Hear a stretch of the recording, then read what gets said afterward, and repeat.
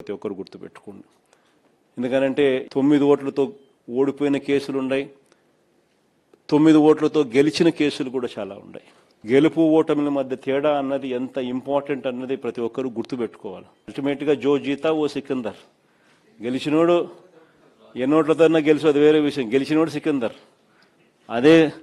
అదే మాదిరిగా గుర్తుపెట్టుకోండి. ఈగోలకు మనం పోయినాము అని అంటే మనం నష్టపోతాం. ఫస్ట్ మీరు గెలవాలి. గెలవడం కోసం ఈ ఈగోను పక్కన పెట్టండి. ప్రతి కార్యకర్త కూడా ఎక్కడెక్కడ మనం గట్టిగా ఆ గ్రామంలో కన్సాలిడేట్ చేసుకోవాలని ఇది ఒక అవకాశం కింద తీసుకోండి. ఆ గ్రామాలన్నీ కన్సాలిడేట్ చేయండి. ఆ గ్రామంలో ఆ కార్యకర్త చుట్టూ ఒక కన్సెన్సస్ క్రియేట్ చేయండి. ఇది కూడా ఒక ఆపర్చునిటీ కింద ఉపయోగపెట్టుకోమని చెప్తా ఉన్నా. ఈ నెక్స్ట్ 60 రోజులో నెక్స్ట్ 70 రోజులో ఏదన్నా కానీ నియోజకవర్గాలలో పూర్తిగా అందుబాటులో ఉంటూ పూర్తిగా దీని మీద ఫోకస్ పెట్టమని చెప్పి ప్రతి ఒక్కరితో కూడా రిక్వెస్ట్ చేస్తా ఉన్నా. ఎందుకనంటే ఆ కైండ్ ఆఫ్ అటెన్షన్, ఆ కైండ్ ఆఫ్ ఫోకస్ మీరు పెట్టినారు అని అంటే ఆటోమేటిక్లీ రిజల్ట్స్ వస్తాయి. పోలీసులకు ఇటువంటి వాళ్ళందరికీ కూడా అక్కడ గట్టిగా మెసేజ్ చెప్పండి. కన్ను మూసుకుని కన్ను తెలిసేసరికి 2 ఏళ్ళు కూడా పూర్తయిపోతాయి. ఎవడైనా కూడా ఏ పోలీస్ అధికారైనా కూడా పదవి దుర్వినియోగం చేస్తే మాత్రం ఖచ్చితంగా గుర్తుపెట్టుకుంటాం. డిజిటల్ బుక్లోకి వాళ్ళ పేర్లు ఎక్కిచ్చేసేయండి. ఆ తర్వాత మన ప్రభుత్వం వచ్చిన తర్వాత అన్యాయం చేసిన అధికారి ఎక్కడ ఉన్నా కూడా ఖచ్చితంగా శిక్ష పడేట్టుగా చేస్తామని మాత్రం ఖచ్చితంగా చెప్తా ఉన్నా. ఈ మెసేజ్ ప్రతి అన్యాయం చేసే పోలీసు వాళ్ళకు కూడా ఖచ్చితంగా పంపించద్దు. ప్రతి పోలీసు వాళ్ళకు కూడా రిక్వెస్ట్ చేయండి, అన్యాయం చేయొద్దండి, న్యాయంగా ధర్మంగా జరిగించండి. అలా కాదు మేము అన్యాయమే చేస్తాము అని అంటే మాత్రం ఇప్పుడు మీ టైం అని అనుకుంటున్నారు, వచ్చేది మా టైము. మీ 5 ఏళ్ళు అయిపోతూ ఉంది, చివరి 2 ఏళ్ళకి వచ్చేసినారు. ఆ తర్వాత కనపడేది మా 5 ఏళ్ళు కనపడతా ఉంది. అది గుర్తుపెట్టుకున్నాను మాత్రం ఖచ్చితంగా ప్రతి ఒక్కరికి చెప్పే కార్యక్రమం చెప్పండి.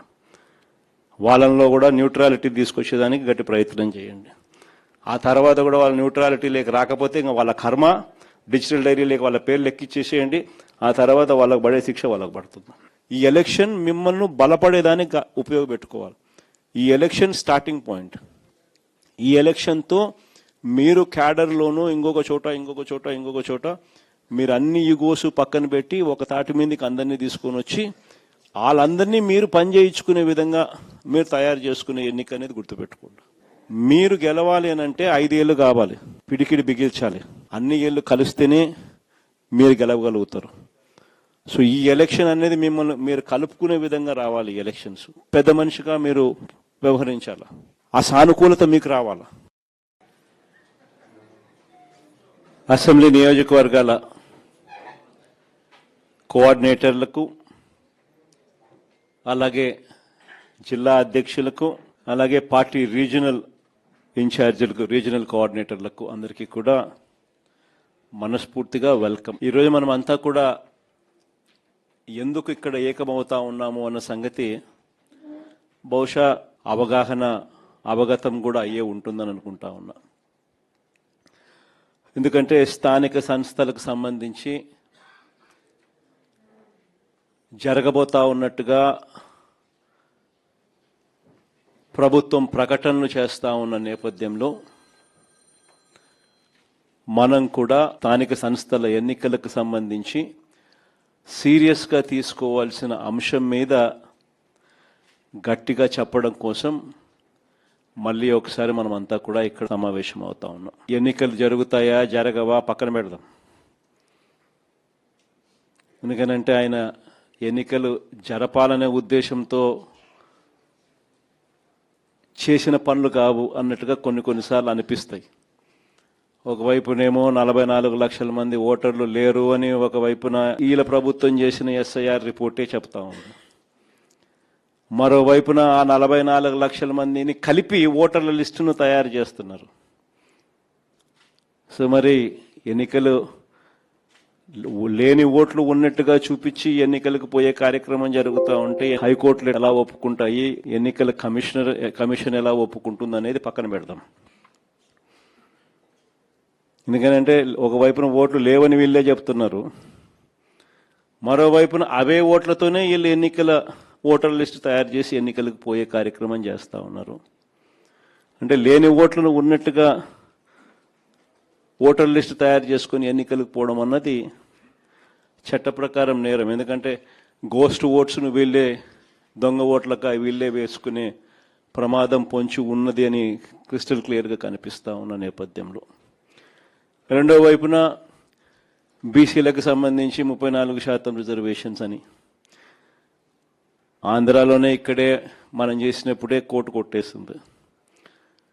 కోర్టు కొట్టేసినా కూడా అది వేరే విషయం.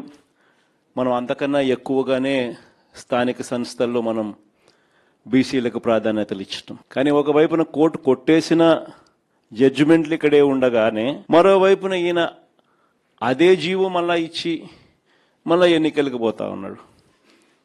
అంటే దాని అర్థం ఏంది? ఒక లా ఆల్రెడీ ఒకటి ఉంది, దానికి వయలేషన్, ఆ లాకు వయలేషన్ అని తెలిసి ఈయన వయలేట్ చేస్తూ ఎన్నికలకు షెడ్యూల్ ఇచ్చినాడు.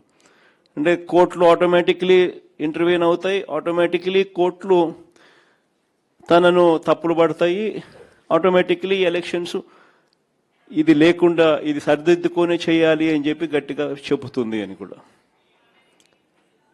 అయినా ఇచ్చినాడు. కాబట్టి ఈయన ఉద్దేశం అసలు ఎలక్షన్ జరుపుతాడా జరపడా అనేది ఒక క్వశ్చన్ మార్క్ ఏరియాగా ఉంది. అసలు ఎన్నికలు నిజంగా జరపాలని చంద్రబాబు నాయుడు ఉన్నాడా, ఎన్నికలు జరపకూడదని చంద్రబాబు నాయుడు ఉన్నాడా అనేది ఒక నిజంగానే ఒక క్వశ్చన్ మార్క్ ఏరియాగానే ఉంది. సరే, అది పక్కన పెడదాం. ఎన్నికలు జరుగుతాయనే అనుకొని ముందుకు పోదాం. మనం ఎన్నికలు జరుగుతాయనే వాళ్ళు చేస్తూ ఉన్న ప్రకటనల మేరకే మనం కూడా సన్నద్ధంగా ముందుకు పోయే కార్యక్రమం చేయాల్సిన అవసరం ఉన్న పరిస్థితిలో మనం అడుగులు ముందుకు వేస్తూ ఉన్నాం. ఇలాంటి నేపథ్యంలో మన పార్టీ సన్నద్ధత ఒక మంచి ఏం జరిగింది అని అంటే, ఈ దాదాపుగా ఈ 2.5 సంవత్సరం, దాదాపుగా ఈ 30 నెలలు, మార్చి 16న ఎన్నికల కోడ్ 2024న ఎన్నికల కోడ్ వచ్చింది. ఆ రోజు నుంచి ఈ రోజు దాకా చూసుకుంటే దాదాపుగా 30 నెలలు. ఈ 30 నెలల కాలంలో మనం ప్రతిపక్షంలో ఉన్నా కూడా పార్టీని గ్రామ స్థాయి దాకా కూడా బలంగా తీసుకొని పోగలిగినాం. మొట్టమొదటిసారిగా ఒక ఆర్గనైజ్ స్ట్రక్చర్లోకి గ్రామ స్థాయి నుంచి డివిజన్ స్థాయి వరకు, మున్సిపాలిటీలో అయితే వార్డులు, గ్రామంలో ఉన్న వార్డు స్థాయి దాకా కూడా పార్టీ బలంగా నిర్మించగలిగినాం. మొట్టమొదటిసారిగా గ్రామంలోనే అనుబంధ విభాగాలు పెట్టడం, గ్రామ కమిటీలు వేయడం. సిమిలర్లీ సేమ్ థింగ్ మున్సిపాలిటీస్లో అయితే వార్డులలో కూడా అదే మాదిరిగా చేసినాం. అంత పటిష్ట స్థాయి నాయకత్వం గ్రామ స్థాయి దాకా తీసుకొని పోయి అక్కడ కూడా కమిటీలు వేసి పార్టీ సన్నద్ధంగా పెట్టాం. ఇది ఒక మంచి కార్యక్రమం. మనం ప్రతిపక్షంలో ఉండగా ఈ 2.5 సంవత్సరాల్లో మనం చేయగలిగినాం దేవుని దయతో. ఇలాంటి నేపథ్యంలో ఎన్నికలు జరుగుతూ ఉన్నాయి.